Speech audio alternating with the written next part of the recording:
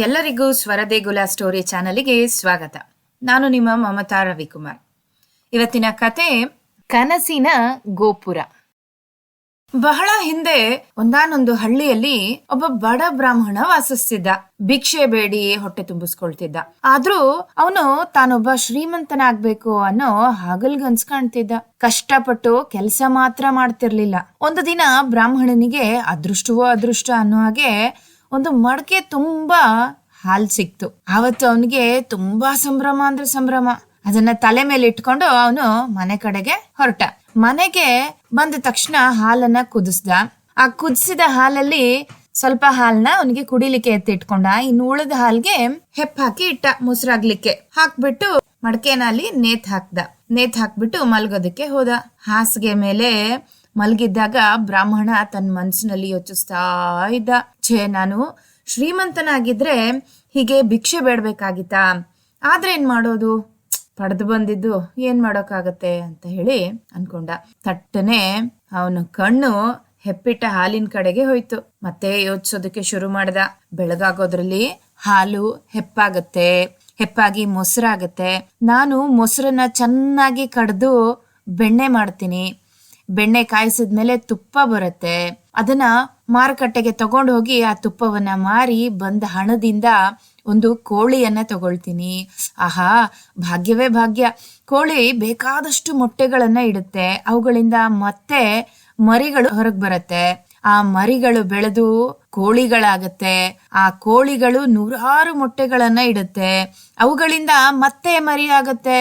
ಹೀಗೆ ನಾನು ಒಂದು ಕೋಳಿ ಸಾಕಣೆ ಮಾಡೋ ಕೇಂದ್ರವನ್ನೇ ಶುರು ಮಾಡ್ತೀನಿ. ಇಷ್ಟಕ್ಕೆ ಬ್ರಾಹ್ಮಣನ ಆಲೋಚನೆ ಮುಗಿಲಿಲ್ಲ. ಮತ್ತಷ್ಟು ಯೋಚಿಸೋದಕ್ಕೆ ಶುರು ಮಾಡ್ದ. ನನ್ನಲ್ಲಿರೋ ಕೋಳಿಗಳನ್ನೆಲ್ಲ ಮಾರಿ ಒಂದಷ್ಟು ಹಸುಗಳನ್ನ ಕೊಳ್ತೀನಿ. ಹಾಲು ಉತ್ಪಾದನಾ ಕೇಂದ್ರವನ್ನೇ ತೆರೀತೀನಿ. ಈ ಊರಿನ ಜನರೆಲ್ಲ ನನ್ ಬಳಿ ಹಾಲು ಕೊಳ್ಳಲು ಬರ್ತಾರೆ. ಹಾಲ್ ಮಾರಿ ತುಂಬಾ ಹಣ ಸಂಪಾದಿಸ್ತೀನಿ. ಆ ಹಣದಿಂದ ಒಂದು ಆನೆಯನ್ನ ತಗೊಳ್ತೀನಿ. ಆಹಾ, ಆನೆ ಇಟ್ಕೊಂಡಿರೋನು ಅಂದ್ರೆ ಸಾಮಾನ್ಯನಾ? ಆನೆ ಇದ್ರೂ 1000 ಬರುತ್ತೆ, ಆನೆ ಸತ್ರು 1000 ಬರುತ್ತೆ ಅಂತ ಹೇಳ್ತಾ, ನಾನು ಆನೆನ ಚುಬೆಲೆಗೆ ಮಾರ್ತೀನಿ. ಆ ಹಣದಿಂದ ಇನ್ನಷ್ಟು ಆನೆಗಳನ್ನ ತಗೊಳ್ತೀನಿ. ಹೀಗೆ ಸತ್ತ ಆನೆಗಳನ್ನ ಮಾರಿ ತುಂಬಾ ದೊಡ್ಡ ಶ್ರೀಮಂತ ಆಗ್ತೀನಿ. ಇಡೀ ಪಟ್ಟಣದಲ್ಲಿ ನನ್ನಷ್ಟು ಶ್ರೀಮಂತರು ಯಾರೂ ಇರೋದಿಲ್ಲ. ಅಷ್ಟೊಂದು ಹಣ ಇಟ್ಕೊಂಡು ಮಾಡೋದೇನು? ವಜ್ರಾಭರಣ ಎಲ್ಲ ತಗೊಳ್ತೀನಿ. ಒಳ್ಳೆ ವಸ್ತ್ರಗಳನ್ನ ಧರಿಸ್ಕೊಂಡು ಮೈ ಮೇಲೆ 100 ಆಭರಣಗಳನ್ನ ಹಾಕೊಂಡು ಅರಮನೆಗೆ ಹೋಗಿ ರಾಜ ನನ್ನಲ್ಲಿರೋ ಅಮೂಲ್ಯವಾದ ಆಭರಣಗಳನ್ನ ನೋಡಿ ತನ್ನ ರಾಣಿಗೆ ಅದನ್ನೆಲ್ಲ ತಗೊಳ್ತಾನೆ. ಹೀಗೆ ನನ್ನ ವ್ಯಾಪಾರ ವೃದ್ಧಿ ಆಗತ್ತೆ. ಭಾಗ್ಯವೆಂದ್ರೆ ಇದು. ನನ್ ಬಳಿ ಇನ್ನೂ ಹಣ ಸೇರುತ್ತೆ. ಎಲ್ಲ ಹಣದಿಂದ ನಾನೊಂದು ದೊಡ್ಡ ಬಂಗಲೆ ಕೊಂಡುಕೊಳ್ತೀನಿ. ಅದು ರಾಜನ ಅರಮನೆಗಿಂತಲೂ ದೊಡ್ಡದಾಗಿರುತ್ತೆ. ಮನೆಯ ಮುಂದೆ 100 ಹೂವಿನ ಗಿಡಗಳನ್ನ ಬೆಳೆಸ್ತೀನಿ. ನನ್ ಮನೆ ಸಮೀಪದಲ್ಲಿ ಒಂದು ಸರೋವರವನ್ನ ನಿರ್ಮಿಸ್ತೀನಿ. ರಸ್ತೆಯಲ್ಲಿ ಹೋಗಿ ಬರೋರೆಲ್ಲ ನನ್ ಮನೆ ನೋಡಿ ಬೆರಗಾಗ್ಬೇಕು. ಯಾರಾದ್ರೂ ಶ್ರೀಮಂತರು ನನ್ನನ್ನ ತಮ್ಮ ಅಳಿಯನ್ನಾಗಿ ಮಾಡ್ಕೊಳ್ಳೋದಿಕ್ಕೆ ಅಂತ ಹೇಳಿ ಹಾತೊರಿತಾರೆ. ನಾನು ಅಷ್ಟು ಸುಲಭವಾಗಿ ಒಪ್ಕೊಳ್ಳೋದಿಲ್ಲ. ಹೋಗಿ ಅಂತ ಹೇಳಿ ಕಳಿಸ್ತೀನಿ. ಆದ್ರೆ ಹಾಗೆ ಮದ್ವೆ ಆಗ್ಲಾರ್ದೆ ಇರ್ಲಿಕ್ಕಾಗತ್ತಾ? ಕಡೆಗೆ ಒಬ್ಳು ತ್ರಿಲೋಕ ಸುಂದರಿಯನ್ನ ಮದ್ವೆ ಆಗ್ತೀನಿ. ನನಗೆ ಕಾಲಕ್ರಮದಲ್ಲಿ ಒಬ್ಬ ಮಗ ಹುಟ್ಟುತ್ತಾನೆ. ಆ ಮಗನು ಎಲ್ಲದಕ್ಕೂ ನನಗೆ ಎದುರಾಗಿ ನಿಲ್ತಾನೆ. ನನಗೆ ಕೋಪ ಬರುತ್ತೆ. ಎಷ್ಟು ಸೊಕ್ಕು ನಿನಗೆ ಅಂತ ಹೇಳಿ, ತಾಳು ನಿನ್ನ ಏನ್ ಮಾಡ್ತೀನಿ ನೋಡು ಅಂತ ಒಂದು ದೊಣ್ಣೆ ತಗೊಂಡು ಅವನು ಬೆನ್ನ ಮೇಲೆ 4 ಏಟು ಬಾರಿಸ್ತೀನಿ ಅಂತ ಅನ್ಕೊಳ್ತಾ ಬಡ ಬ್ರಾಹ್ಮಣ ಮೂಲೆಯಲ್ಲಿದ್ದ ದೊಣ್ಣೆ ತಗೊಂಡು ತನ್ನ ಮಗನಿಗೆ ಹೊಡಿತಾ ಇದ್ದೀನಿ ಅಂತ ಅನ್ಕೊಂಡು ಅಲ್ಲಿ ನೇತ್ ಬಿಟ್ಟಿದ್ದ ಮಡಕೆಗೆ ಹೊಡಿತಾನೆ. ಮೊದಲೇ ಮಣ್ಣಿನ ಮಡಕೆ ಒಡೆದು ಒಳಗಿದ್ದ ಹಾಲೆಲ್ಲ ಚೆಲ್ಲಿ ಹೋಗುತ್ತೆ.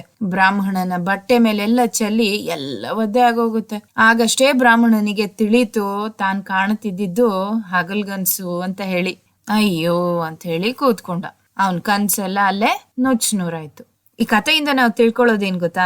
ನಾವು ಬರೀ ಕನಸುಗಳನ್ನ ಕಟ್ಟಿದ್ರೆ ಸಾಲದು. ಆ ಕನಸನ್ನ ನನಸು ಮಾಡ್ಲಿಕ್ಕೆ ಶ್ರಮ ಪಟ್ಟು ದುಡಿಬೇಕು. ದುಡಿಲಾರ್ದೆ ಬರೀ ಕನಸುಗಳನ್ನ ಕಟ್ಟಿದ್ರೆ ನಮ್ ಕನಸು ಹೇಗಾದ್ರೂ ನನ್ಸಾಗತ್ತೆ ಹೇಳಿ? ಇದೇ ತರದ ಬೇರೆ ಬೇರೆ ಕತೆಗಳನ್ನ ಕೇಳಲಿಕ್ಕೆ ನಮ್ಮ ಸ್ವರದೇಗುಲ ಸ್ಟೋರಿ ಚಾನೆಲ್ ಅನ್ನ ಸಬ್ಸ್ಕ್ರೈಬ್ ಮಾಡಿ. ಧನ್ಯವಾದಗಳು.